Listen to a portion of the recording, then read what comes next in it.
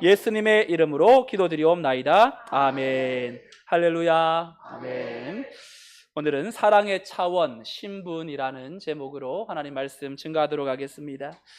제가 중학교 국어 시간 때 김춘수의 꽃이라는 시를 너무나 좋아하셨던 국어 선생님께서 이 평가에 이번 이 평가는 이 시를 외우는 것으로 하겠다라고 해가지고 참 열심히 달달 외웠던 기억이 납니다. 이걸 이제 보니까 구절이 연애 편지 같기도 하고, 그리고 아름다운 배경이 깔린 음악에 맞춰서 시를 읊으면 더 분위기가 사는 그러한 시 같더라고요. 여러분들도 또 많이 알고 있는 시인데요. 첫 번째 구절이 이렇게 시작되죠. 우리 같이 한번 읽어볼까요? 시작. 내가 그의 이름을 불러주기 전에는 그는 다만 하나의 몸짓에 지나지 않았다. 내가 그의 이름을 불러주었을 때 그는 나에게로 와서 꽃이 되었다. 아멘도 하셨어요. 이 시구에 여러분 내가를 하나님으로 넣고 그리고 그애를 나의로 바꾸어서 읽는다면 의미가 이제 아멘이 나올 거예요. 하나님이 나의 이름을 불러주기 전에는 나는 다만 하나의 몸짓에 지나지 않았다. 하나님이 나의 이름을 불러주었을 때 나는 하나님에게로 와서 꽃이 되었다. 아멘이죠. 여러분 하나의 몸짓과 꽃이라는 이 분기점, 이걸 결정하는 이 주요한 하나의 변화가 있다면 내 이름을 불러주느냐 아니냐에 달려있죠. 여러분 지나가다가 많은 사람들을 우리가 만나지 않습니까? 근데 그 많은 사람들 중에 누가 내 이름을 큰 소리로 부른다면 그 자리에서 어떻게 하겠어요? 모른 채 하고 지나가겠어요? 아니죠. 고개를 들고 나를 부른 사람이 누구인가? 나의 이름을 누가 알고 이 나의 고유한 존재의 그 이름을 누가 불러주는지 관심 가지고 돌아보지 않겠어요? 그러니까 이름을 부르는 순간 나라는 존재는 굉장히 특별해지고 내가 그와 연결되어짐으로 인격적인 이제 새로운 관계로 들어가는 출발점이 되죠. 그래서 한동안 이제 못 만났다가 만나서 그 형편을 물으면서 아이의 이름을 물어보면 깜짝 놀라죠. 어떻게 아직 이름을 기억하고 있냐. 감동이 큰 것에서 오는 게 아니라 내 이름 하나 기억해 주는 그 사람의 세미한 그 관심, 세심함에서 발견되는 것처럼 우리 하나님은 우리의 이름을 참 귀하게 보시고 부르시는데 이승일이라는 이름을 불러주기 전에 하나님의 주신 이름, 성도라는 이름을 먼저 주세요. 하나님께서는 우리에게 각각의 이름으로 살지만 그 이름으로 살기 전에 먼저 나와 너의 연결고리가 너는 나의 자녀다라는 그 이름으로부터 시작되기 때문에 하나님은 우리 각 성도들이 어디에 있든지 때가 되면 하나님의 그 방법을 가지고 우리의 이름, 하나님께서 우리에게 주신 그 자녀의 이름을 불러주시죠. 예수님께서 우리를 하나님의 자녀라고 하나님께서 부르시면 우리는 그때부터 가진 것이 없어도 뭔가 영적으로 풍성한 은혜를 누리게 되지요. 뭔가 우리의 세상에 가지고 있는 거 없는 거와 상관없이 내 존재가 달라지는 영적인 변화와 능력의 출발점이 하나님이 하나님의 자녀된 우리를 불러주실 때부터 시작되는 줄로 믿습니다. 마태복음 10장 30절에 보면 하나님이 우리를 어떻게 사랑하시는지 이렇게 고백하지요. 함께 읽어볼까요? 시작. 너희에게는 머리털까지도 다 세신 바 되었나니. 하나님께서 우리 존재를 얼마나 세심하고 깊이 아시는가에 대한 표현 중에 저는 이만한 표현이 없다고 생각합니다. 사람도 자기의 머리카락에 신경 쓰지 않아요. 얼마나 많이 빠졌는지 어떤지 때로는 머리카락 한 올에 신경 쓸 여력이 없지요. 그런데 하나님은 우리의 이름을 아는 정도가 아니라 그 존재에 대한 전적인 관심이 지대함을 머리털 하나까지도 다 세신 바 되었다라는 그 말씀 한 구절, 이 말씀만 우리가 분명히 내 내면에 새겨도 우리의 인생이 얼마나 복되고 기쁜지 우리는 제대로 체험하게 될 겁니다. 하나님께서 우리를 이렇게 하나님의 의미 있는 존재, 머리털까지도 다 세심받은 그러한 존재로 우리를 불러주신 데에는 여러분 이유가 있지 않겠어요? 어떤 이유가 있을까요? 김춘수의 꽃은 이렇게 결론 내립니다. 우리들은 모두 무엇이 되고 싶다. 너는 나에게, 나는 너에게 잊혀지지 않는 하나의 눈짓이 되고 싶다. 여러분, 사람이라면 누구에게나 누군가에게 의미 있는 존재가 되기를 원하지 않습니까? 누군가에게 기억되고자 하는 존재, 하려 하지 않아도 작지만 서로에게 깊은 인상을 남기고 싶은 것이 우리 인생의 또 사람이라면 가지게 되는 바람이죠. 그런데 하나님께서 우리를 불러주신 목적과 연관시킨다면 하나님은 우리를 먼저 하나님의 자녀로 부르셨어요.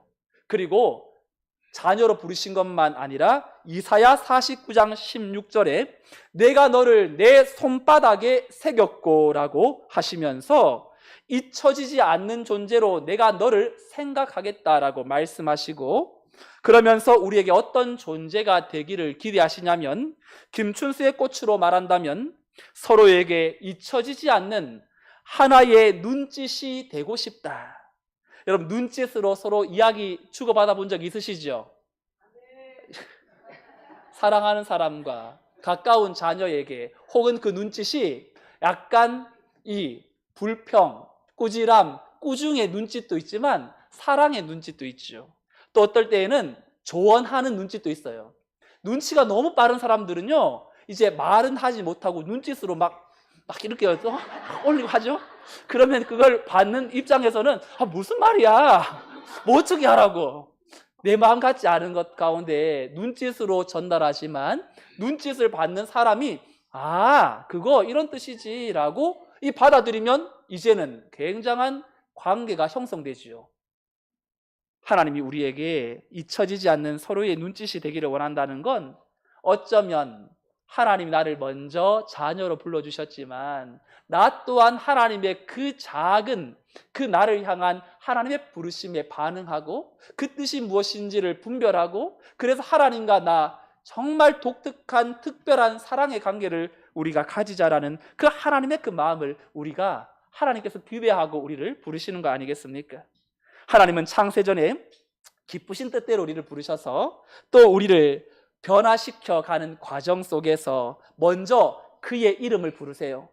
그런데 그 이름은 하나님이 지어주신 이름을 불러주세요. 성경에 예로 든다면 야곱을 나중에 뭐라고 부르지요? 이스라엘이라고 부르지요. 야곱은 붙잡는 자, 그리고 속이는 자라는 뜻이에요. 그의 인생은 남을 속이는 데 살아왔던 삶이었어요. 근데 야복강에서 하나님의 천사와 씨름하고 하나님을 붙잡아요. 그러면서 마지막 하나님의 천사가 네 이름을 야곱이라 하지 말고 이제 이스라엘이라 하라. 이는 하나님과 겨루어 이겼음이라 라고 말해요. 야곱이 하나님과 물리적으로 진짜 이겼기 때문에 너가 하나님을 이겼다고 표현하는 게 아니라, 너 하나님을 이긴 거에 물리적으로 이긴 게 아니라 너는 버러지다. 버러지 너 야곱아. 이제 너의 이름은 이스라엘이다. 이건 하나님을 붙들고 사는 인생, 밤새도록 씨름하면서 하나님 내게 은혜 주지 않으면 나 놓지 않을 거예요 라는 그 절박한 심정으로 하나님을 찾는 네 인생은 이제는 남을 속이지 않아도 내가 너의 인생의 주권자, 주도자, 인생의 인도자가 되어 너의 삶을 붙들어 줄 것이라는 강력한 하나님의 약속이요, 이제 이스라엘의 12지파의 조상으로서의 하나님을 붙드는 사람으로 만드는 과정. 하나님은 이 베드로를 반석이라는 이 베드로에게 베드로야라고 부르지요. 그의 이름 시몬은 어쩌면 그의 삶에서 주님을 만나 흔들리지 않는 진정한 이름에 걸맞는 삶을 예수님 만나고 시작하는 거 아닙니까? 오늘 사도 요한은 성도라면 누구라 하나님으로부터 새로운 이름을 부여받는다고 우리에게 선언하는데 1절 말씀 다시 한번 읽어보죠. 1절 말씀 시작. 보라, 아버지께서 어떠한 사랑을 우리에게 베푸사 하나님의 자녀라 일컬음을 받게 하셨는가.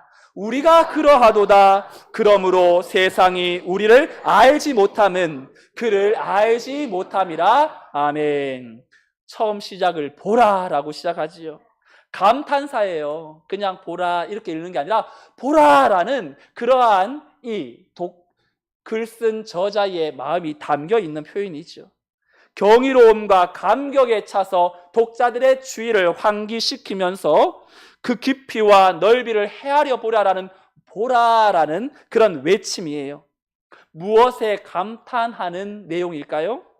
아버지께서 어떠한 사랑을 우리에게 베풀어 하나님의 자녀라 일컬음을 받게 하셨는지를 보라라고 말하지요. 하나님의 사랑이 어떠했길래 이 세상에서는 찾아볼 수 없는 그 하나님의 독특한 위대한 그 사랑. 이번에 영화 킹 오브 킹이라는 영화가 나왔거든요. 애니메이션인데 이제 예수 믿는 사람이 이제 예수 그리스도에 대한 이야기를 이제 소개해서 미주 서구 사회에 큰 반향을 일으켰죠. 그래서 이제 한국에 개봉이 되는데 이번에 우리 유초등부에서도 이제 보러 간다고 해요. 죄인이었던 사람들을, 인류를 찾아오신 그 예수 그리스도를 보내신 하나님 아버지의 놀라운 그 사랑을 받은 자에게 새로운 이름, 바로 하나님의 자녀라는 이름을 부여해 주시죠. 여러분, 나는 하나님의 자녀입니다, 당신은 하나님의 자녀입니다 라는 말을 수없이 듣고 우리는 또한 신앙생활을 하기 때문에 별로 감동이 없고 이게 뭐 그냥 당연한 것처럼 여겨지지만, 사도 요한은 하나님의 자녀라는 이 내용을 어떻게 우리에게 해석하냐면 요한일서 3장 9절을 읽지 않았지만 9절에 이렇게 표현해놔요. 함께 읽어보죠. 시작. 하나님께로부터 죄를 짓지 아니하나니 이는 하나님의 씨가 그의 속에 거함이요 그도 범죄하지 못하는 것은 하나님께로부터 났음이라. 아멘. 하나님의 자녀를 하나님께로부터 났다고 표현하지요. 여러분, 이 났다라는 것은요, 겟나오라는 헬라어를 사용하는데 그 뜻이 엄마가 자녀를 출산한다라는 뜻이에요. 마치 하나님이 임신하고 또한 10달 동안 아파서 진통 끝에 태어난 존재가 하나님의 자녀라고 사도 요한은 설명합니다. 요한복음에서는 이것을 거듭났다라고 표현하지요. 거듭났다라는 건요, 위로부터 나다라는 뜻이에요. 하나님의 영역이죠. 사람으로서는 할 수 없는 것을 하나님께서 성령을 통하여 이루신 것. 그러니 오늘 하나님의 자녀가 된 건, 오늘 예수님을 우리가 믿고 하나님의 자녀가 된 건 어쩌면 하나님이 우리를 영적으로 낳으셨다라는 독특한 표현을 통하여서 그 하나님의 자녀됨의 의미가 얼마나 놀라운지를 이 사도 요한은 이 초대교회 성도들에게, 흩어진 성도들에게 깨닫기를 원했던 것이지요. 여러분, 하나님의 자녀가 된다는 건 어떤 뜻일까요? 부모와 자녀의 관계 한번 생각해 보세요. 자녀는 부모를 위해 내 모든 걸 줄 수는 없습니다. 그런데 부모는 자녀를 위해서 시간, 돈, 마음, 심지어 목숨까지도 내어놓을 준비가 되어 있지 않습니까? 하나님을 영적 아버지로 모시고 살아가는 성도에게 하나님은 독생자 아들도 주셨기 때문에 우리의 인생에 사망의 음침한 골짜기로 지날지라도 해를 두려워하지 않을 것은 주께서 나와 함께 하심을 강력하게 믿는 성도의 특권인 줄로 믿습니다. 사도 요한은 하나님의 놀라운 사랑을 어떻게 우리가 받게 되었는지를 말하면서 1절에 다시 보니까 이렇게 표현하지요. 보라, 아버지께서 어떠한 사랑을 우리에게 베푸사 하나님의 자녀라 일컬음을 받게 하셨는가.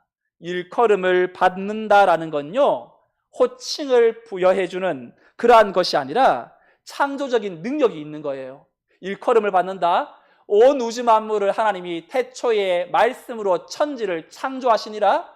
말씀으로 빛이 있으라라고 선포하자 그 일컬음을 받은 자연 만물은 하나님의 말씀대로 생겨났고 또한 움직여 가지요.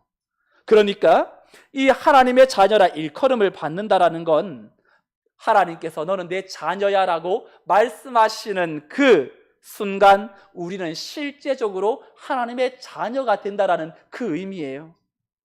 요한은 이 놀라운 하나님의 사랑을 우리가 받았다고 선포하면서 1절에 우리가 그러하도다, 그러므로 세상이 우리를 알지 못함은 그를 알지 못함이라.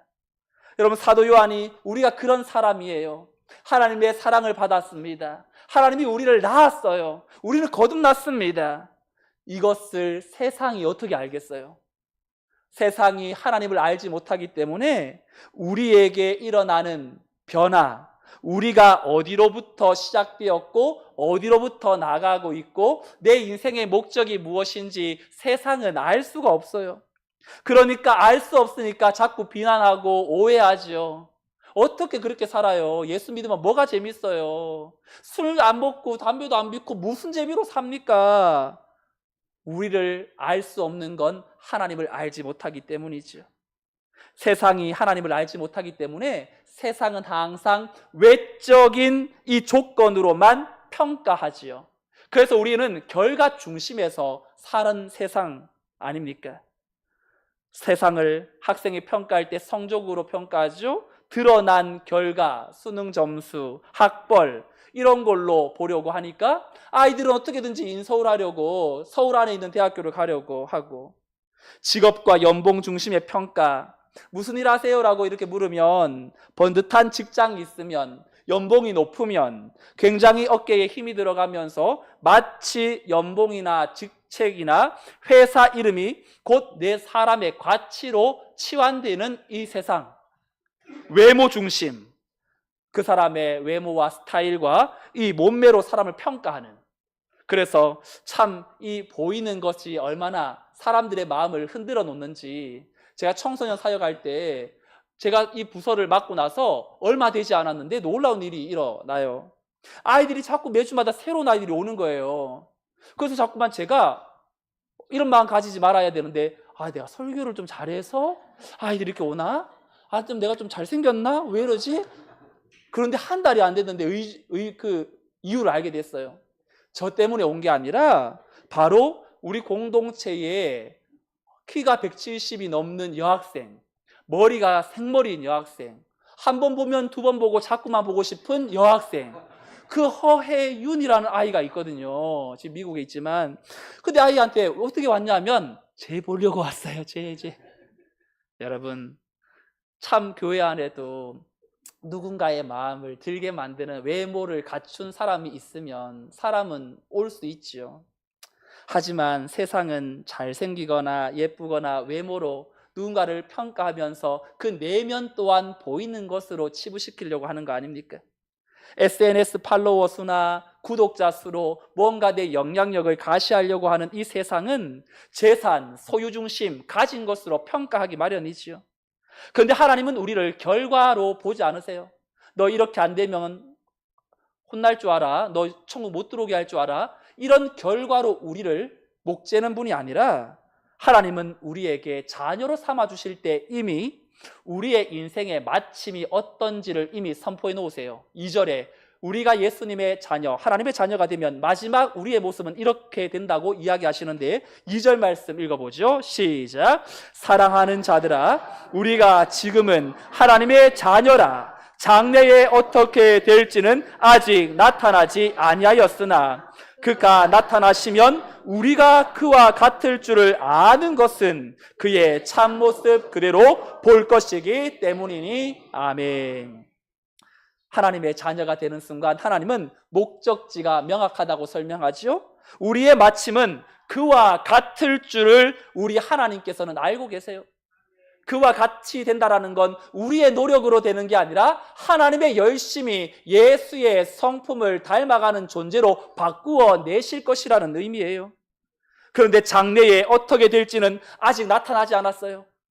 마치 애벌레가 나비가 될 운명이지만 아직 그 모습은 나비가 아니기 때문에 그 애벌레를 보면서 뭔가 보이는 미천한 그 모습 속에 우리는 실망하지 않는 건 그의 마지막 마침에 변화될 모습을 알기 때문인 것처럼, 우리의 최종적이고도 영광스러운 모습은 아직 베일에 가리어져 있습니다.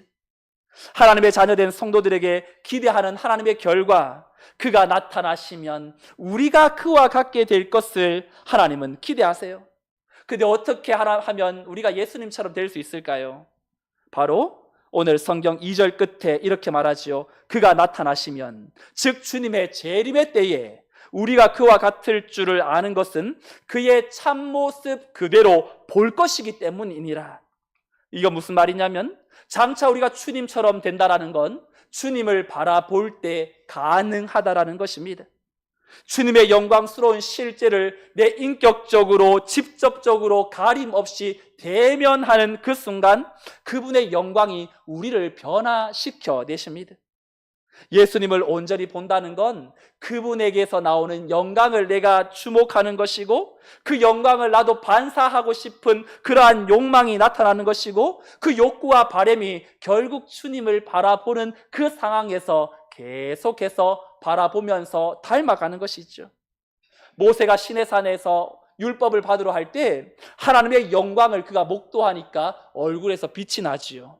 사람들은 두려워했습니다. 스데반 집사님은 돌을 든 사람들이 자기를 죽이려고 할 때 마지막 그 순간에 하늘이 열리고 하나님 예수님을 목격하지요. 그때 그의 얼굴은 천사의 얼굴과 같다고 기록해 놓습니다.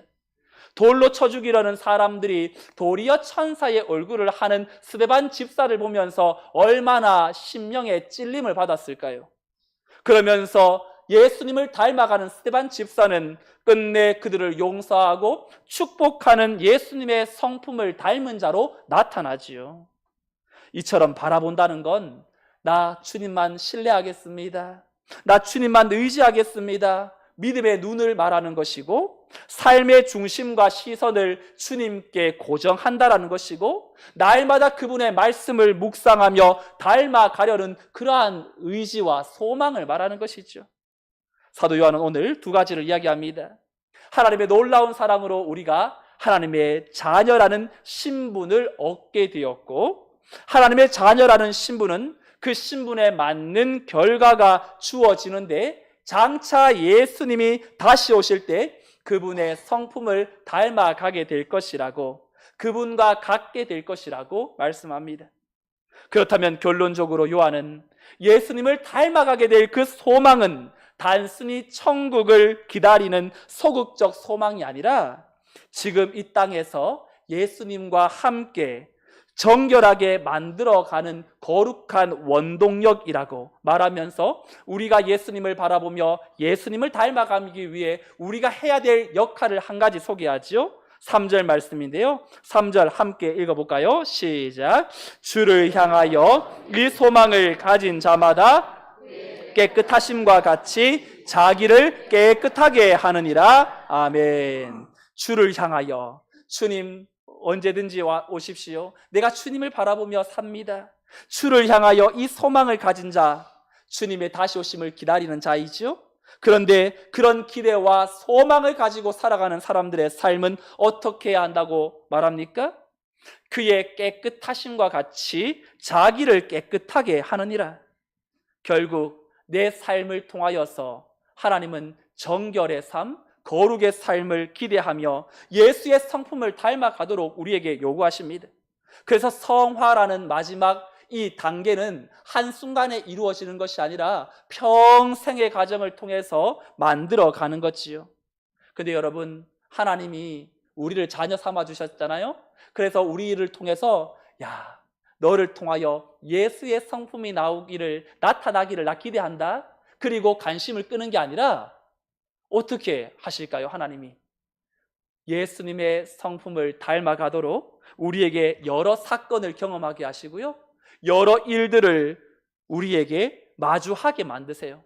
그래서 나를 작게 만드시고 더더욱 내 자아를 소멸시키고 내 자아가 포기되지 않는 그 상황까지 가게 함으로 치열하게 나와 내 자신과의 싸움에서 하나님은 주님을 붙들고 하나님 앞에서 다시금 내 자신을 세워가는 과정을 반드시 겪게 하세요.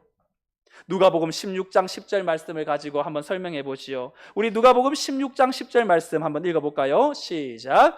지극히 작은 것에 충성된 자는 큰 것에도 충성되고 지극히 작은 것에 불의한 자는 큰 것에도 불의하니라. 아멘. 우리가 이 말씀을 읽으면 지극히 작은 일에 충성된 자, 그러니까 남들이 보기에 하찮은 일, 좀 하기 싫은 일, 그 역할을 내가 하면 하나님이 나를 충성되게 여기겠구나라고 생각하면서 지나가지요. 근데 다른 관점에서 이 구절을 좀 본다면요, 여러분, 작은 일을 할 수 있다는 건 굉장히 어려운 일이에요. 생각만큼 쉬운 일이 아니에요.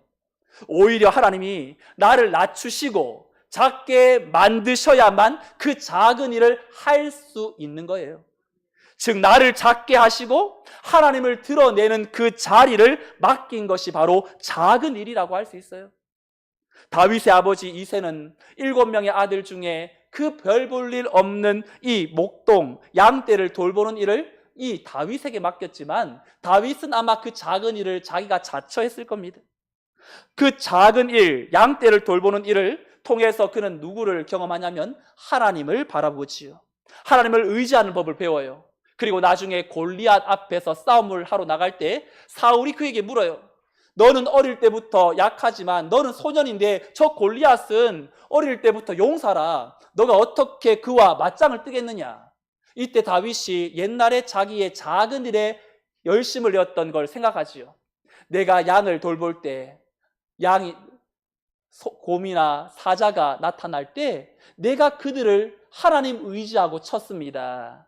그런데 지금 할례 받지 않는 자가 저 하나님을 모독하는 자를 하나님께서 가만히 내버려 두시겠습니까?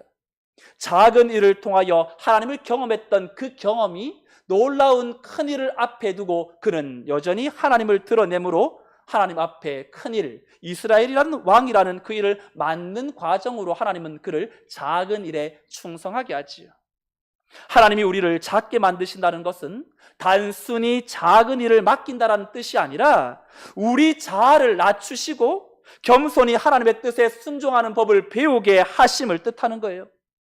하지만 반대로 나를 작게 하지 못하고 내 욕심을 부리면서 또한 그 역할을 감당하는 사람은 그 일을 통하여 하나님을 나타내지 않는다면 큰 일에서도 실패하게 되고 도리어 영적으로 시험에 빠지게 되겠지요. 하나님은 우리를 자녀로 삼아주셔서 우리의 인생의 전 과정을 개입하셔서 끊임없이 하는 일이 뭐냐면 나를 작게 만드는 일이에요. 너 아직도 좀 목이 곧다. 너 아직도 좀 교만하다. 너 아직도 네 자아와의 싸움에서 여전히 하나님 의지하지 않고 네 자신을 의지하고 있는 거 아니냐. 베드로의 삶에서 하나님은 철저히 작아짐을 경험하게 하셨죠. 다른 이들은 다 몰라도 저는 주님 떠나지 않습니다. 나 주님을 포기하지 않습니다. 근데 그때 베드로는 닭이 3번 울 때 주님을 3번 부인하지요. 여러분, 닭 울음 소리는 베드로에게 어떤 의미로 다가왔을까요?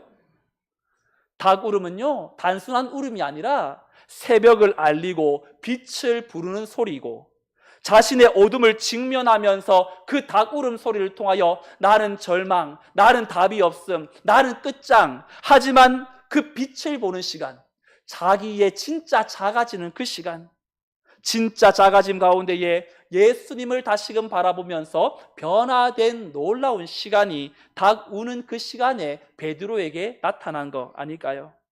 사랑하는 성도 여러분, 오늘 말씀을 통하여 우리는 하나님의 자녀라는 그 신분을 얻고 나서 하나님은 우리에게 하나님의 자녀라는 그 신분에 합한 삶을 우리에게 요구하지요. 근데 우리는 우리의 힘으로 그 신분된 자녀의 삶을 신실하게 살아내기가 너무 어려워요. 돌아서면 죄짓고 돌아서면 또 마음속에 자꾸만 유혹과 절망의 환경이 나를 가만히 내버려 두지 않지요. 그때 하나님은 하나님 앞에서 우리에게 작은 일, 낮은 자리, 보잘것없는 상황, 그 상황과 환경을 우리에게 허락하고 그 자리에 머물게 만드세요. 그리고 그곳에서 우리 자아를 깎고 겸손을 가르치고 하나님의 도우심 없이는 한 걸음도 내디딜 수 없다라는 전적인 의존을 배우게 하시고 사람의 임정보다 하나님의 시선을 구하게 하시고 결과보다 과정, 성공보다 이 순종을 더 귀중하게 여기도록 만들지요. 사랑하는 성도 여러분, 여러분들이 하나님 앞에 부르심을 받은 그 작은 자리는 어디입니까? 혹 원하는 일이 자꾸만 잘 되지 않고 반복적으로 실패해서 내 자존감이 좀 많이 낮아져 있는 그런 상황이 있습니까?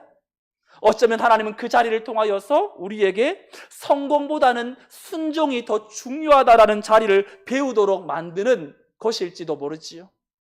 묵묵히 섬기지만 아무도 날 알아주지 않고 칭찬은커녕 오해나 비난을 받는 그러한 자리에 우리가 처해 있다면 하나님은 이 자리에서 사람의 시선이 아니라 하나님의 시선을 의식하는 자리로 만들도록 그 자리를 우리에게 또 허락하셨을 것이고, 기도 응답이 지연되는 상황에서 하나님의 뜻은 알지만 아직 문이 열리지 않아서 기다림 외에는 할 수 있는 것이 없는 그 자리는 신뢰와 인내의 자리가 되게 만드시고, 가까운 사람과의 관계에서 상처받고 실망할 때, 또한 자녀와 배우자와 부모와 또 교회 안에서 믿는 사람과의 갈등 속에서 그 자리를 경험한다면 어쩌면 예수 그리스도께서 그 십자가에서 누군가를 용서하면서 낮아지면서 사랑을 실제로 훈련하도록 만드는 자리가 되겠죠.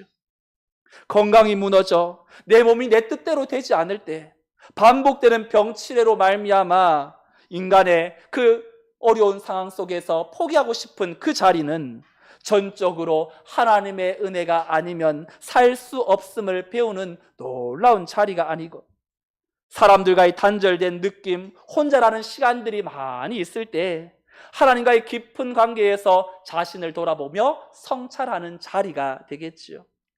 여러분, 하나님이 보내시는 하나님의 자녀는요, 하나님이 보내시는 작은 자리가 누구에게나 있어요. 그 자리의 핵심은요, 하나님의 자녀이기 때문에 허락된 자리예요. 작아짐은 무너짐이 아니라 하나님을 더 크게 경험하는 자리가 될 것입니다. 어떤 자리에 있다 할지라도 하나님의 자녀는 하나님이 책임져 주시고 그 자리를 통하여서 내게 예수의 성품을 배우다라고 말씀하시는 하나님의 뜻을 깨닫고, 내일부터 하루 여러분 시작할 때 아침에 일어나서 휴대폰 먼저 켜지 말고 저를 따라서 한번 외쳐볼까요? 나는 하나님의 자녀입니다. 선포를 먼저 시작하세요.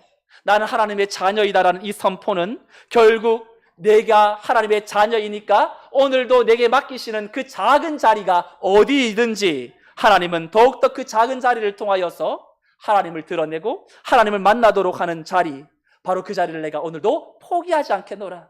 폭염 가운데에도 내가 맡기신 그 자리라면 결국 하나님께서 나를 통하여서 하나님을 증거하고 나타내라고 하는 자리이니, 여러분 이 한 주간 다들 덥다고 힘들다고 못 살겠다고 아우성치는 그 현장 속에 내가 더더욱 작은 섬김으로 사랑으로 하나님의 자녀답게 하나님의 선하신 뜻을 나타내는 복된 하나님의 권속들이 다 되시기를 주님의 이름으로 축원드립니다. 아멘.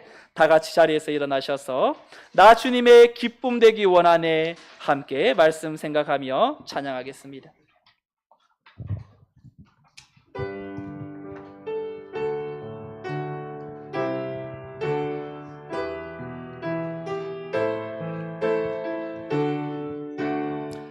나 주님의 기쁨 되기 원하네. 나 주님의 기쁨 되기 원하네. 내 마음을 새롭게 하소서. 새 무대가 되게 하여 주사. 주님의 빛 비추게 하소서. 내가 원하는 한 가지, 주님의 기쁨이 되는 것. 내가 원하는 한 가지, 주님의 기쁨이 되는 것. 겸손히 내 마음 드립니다. 겸손히 내 마음 드립니다. 나의 모든 것 받으소서. 나의 맘 깨끗게 하소주사 주의 길로 행하게 하소서. 내가 원하는 한 가지 주님의 기쁨이 되는 것. 내가 원하는 한 가지 주님의 기쁨이 되는 것. 내가 원하는 한 가지 내가 원하는 한 가지 주님의 기쁨이 되는 것. 내가 원하는 한 가지 주님의 기쁨이 되는 것. 우리 함께 말씀 생각하면서 기도하겠습니다. 하나님의 자녀된 신분을 자각하며 살게 하여 주옵소서. 하나님, 내가 하나님의 자녀라는 정체성을 잊지 않고 삶의 모든 자리에서 하나님의 자녀답게 살아가게 하여 주옵소서.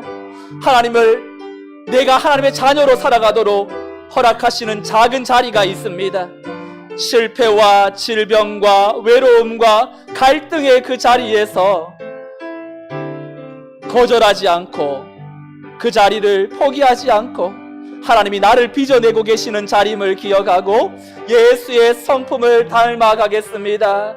정말로 하나님, 이 한 주간 동안 내 삶에 요구되어지는 자리에서 정결과 거룩으로 주님 믿는 자녀답게 예수의 성품을 마음속에 깊이 생각하고 주님이 나에게 맡기시는 작은 자리 충성되이 감당하는 믿음의 자녀 되게 해달라고 오늘 말씀을 생각하며 함께 통성으로 기도합니다. 하나님 아버지, 감사합니다. 주의 은혜와 그 사랑, 그 은혜와 그 능력 우리에게 허락하여 주옵소서. 하나님의 자녀된 신분을 자각하며 살아가게 하여 주옵소서. 하나님의 자녀라는 정체성을 일상 속에서 잊지 않게 하여 주옵소서. 삶의 모든 자리에서 자녀답게 하여 주시옵소서. 작아지는 그 자리를 거절하지 않고 순종하며 살아가게 하여 주옵소서. 실패와 질병과 외로움과 갈등의 자리에서도 하나님께서 나를 빚어계시고 계심을 기억하며 그 자리에서도 하나님의 손길을 깨닫게 하시고 하나님, 어렵고 힘든 가운데에도 주님께서 그 작은 자리를 통하여서 나를 작게 만드시고 그 작은 가운데에서 하나님을 드러내며 하나님을 바라보며 하나님 아니면 살 수 없다라는 결단과 소망을 가지고 나가게 하여 주옵소서. 예수의 성품을 닮아가는 그 자리가 우리에게 허락되어지는 자리요, 예수님께서 우리와 함께 하심으로 마침내 주님 따라 주님처럼 될 수 있음을 하나님께서 말씀하시오니 우리에게 그 자리 주님을 온전히 닮아가며 믿음의 선한 싸움을 힘있게 싸워내며 주님과 함께 동행하는 하나님의 자녀로 삼아 주시옵소서. 주의 놀라운 은혜와 그 사랑을 온전히 경험하며 믿음으로 살아갈 수 있도록 성령으로 채우시고 인도하여 주시옵소서. 하나님 아버지, 우리를 세상의 이름이 아니라 하나님의 자녀라고 불러주시고 하나님께서 우리를 이 땅에 정말로 영적으로 내 이름을 불러주시며 나와 관계에 맺어주셔서 이 험악한 세상을 하나님 붙들고 살아가도록 특별한 존재로 우리를 삼아주시니 감사드립니다. 하나님, 이 세상에 이름 없이 지나가는 하나님의 몸짓이 아닌 하나님 앞에서 꽃처럼 의미 있는 존재로 우리를 불러주셨으니 하나님께서 우리에게 맡겨주신 그 자리가 참으로 때로는 눈물로, 어려움으로, 고난과 아픔으로, 인내로, 기다림이 너무나 심하여 마음 가운데에 포기하고 싶은 그 자리에서 하나님께서 그 작은 것을 내게 맡기신 것은 그 작은 자리가 볼 것 없는 자리가 아니라 우리의 인생의 여정 속에서 더더욱 작아지고 낮아지고 빚어져서 하나님 닮아가고 예수님 성품 닮아가도록 만드시는 자리임을 기억하여 그 자리로 또 한 주간 나아가는, 또 우리의 삶이 또 들어가는 그 모든 연장에 하나님 바라보며 나는 하나님의 순결한 자녀로, 아침에 눈을 뜨면 나는 하나님의 자녀라는 말씀의 선포와 함께 우리의 삶이 주님께 붙들려 하나님의 크심 속에 내 삶을 내어놓고 주님과 함께 복된 믿음의 삶을 잘 살아감으로 하나님과 함께 동행하고 하나님과 함께 이 폭염과 아픔과 힘듦의 고통의 현장 속에서도 다시 한번 일어나 하나님의 뜻을 드러내는 성도로 쓰임받게 하여 주옵소서. 우리의 삶의 모든 자리에서 성령의 능력으로 성도들의 삶을 하나님 앞에 올려드리오며, 이제는 우리 주 예수 그리스도의 은혜와 하나님의 크신 사랑과 성령님의 인도 보호교통 충만 역사하심이 하나님의 자녀라는 신분에 합한 그 자리, 세상이 볼 때에는 참으로 보잘것없고 참으로 고통과 어려움의 자리라 할지라도 그 자리에서 하나님의 의지와 하나님을 신뢰하며 하나님을 온전히 바라봄으로 말미암아 나는 이 자리에서도 하나님을 찬양하며 하나님 앞에 영광 올려드리노라 다짐하며 결단하며 나아가기를 다짐하는 성도들의 삶과 가정과 자녀와 생업 위에 오늘도 이 자리에 나오고 싶으나 육신의 연약함 때문에 영적으로 병들어 나오지 못하는 모든 주의 권속들 위에 이 나라와 민족 열방 위에 이제로부터 영원토록 함께 있을지어다. 아멘.